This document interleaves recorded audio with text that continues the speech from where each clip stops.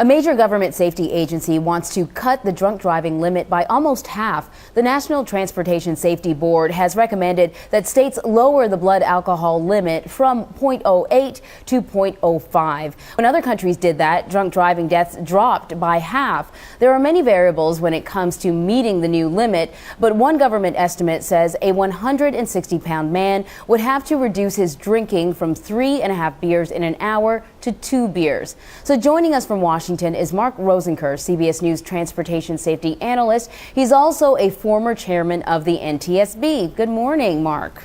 Good morning, Anne Marie. How are you doing? I'm pretty good. So tell me, why are these recommendations coming now? Well, we've got more than 100 countries around the world that have gone to the 0.05, and they have done a good job of reducing the fatality rate through alcohol. So we're looking at this. We've made some tremendous progress when we went from 0.1 to 0.08. But we can do better. We're still losing too many people on our nation's highways as a result of drunk driving. So, we've got some good news from other countries, but different countries have different cultures as it relates to driving and drinking and alcohol. Just because it works somewhere else, can we guarantee it will work here?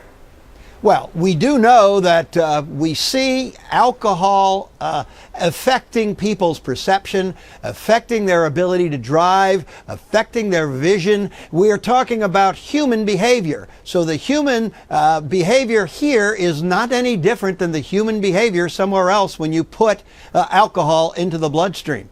Now, it took a long time to drop the limit to 0.08. How long do you think it would take, or do you think it's reasonable to expect that states will be willing to drop the limit again? It took 21 years, from about 1983 till 2004, before we got total compliance with all 50 states. But I believe there is a sensitivity out there.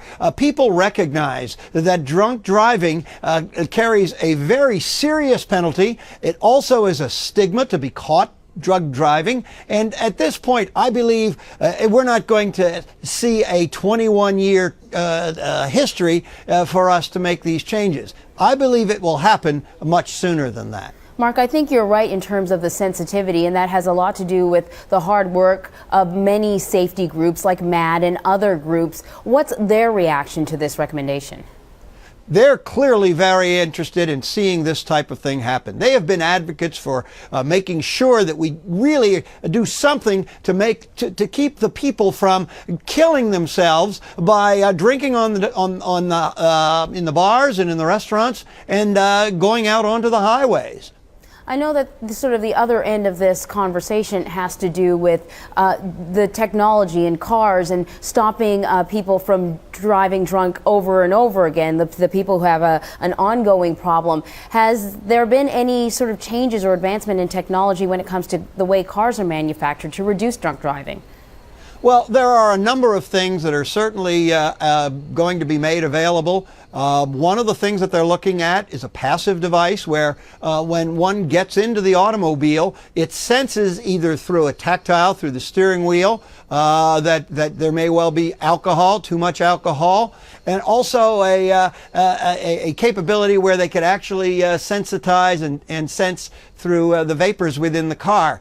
There are interesting technologies that potentially could be put into the automobile that could truly help us in the long term. That is really fascinating stuff. Mark Rosenker, CBS News transportation safety analyst and former chairman of the NTSB, thanks so much. Great to be with you.